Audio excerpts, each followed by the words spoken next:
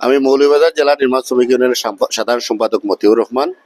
আমরা আজকে মাননীয় জেলা প্রশাসক ও শ্রম অধিদপ্তরের আমন্ত্রণে আজকে জেলা প্রশাসকের আজকের আন্তর্জাতিক মে দিবস অনুষ্ঠানে অংশগ্রহণ করেছি।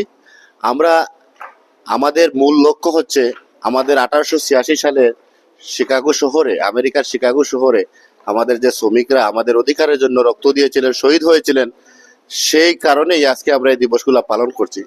তো আমাদের মেন লক্ষ্য হচ্ছে, দাবি হচ্ছে আমাদের শ্রমিকের অধিকার বাস্তবায়ন করা। যুগ যুগ ধরে আমরা আন্দোলন করে যাচ্ছি আমাদের ন্যায্য মজুরি, আমাদের সামাজিক মর্যাদা, বিভিন্ন ধরনের সুযোগ সুবিধা থেকে আমরা বঞ্চিত।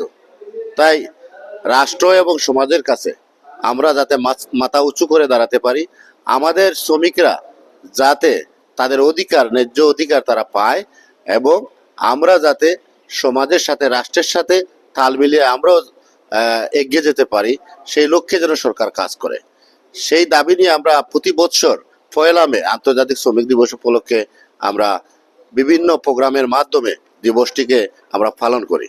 আজকেও এখানে কথা হয়েছে যে শ্রমিক মালিক ঐক্য করি, নতুন করে দেশ করি, সেই প্রতিপাদ্যকে সামনে রেখে আলোচনা হয়েছে।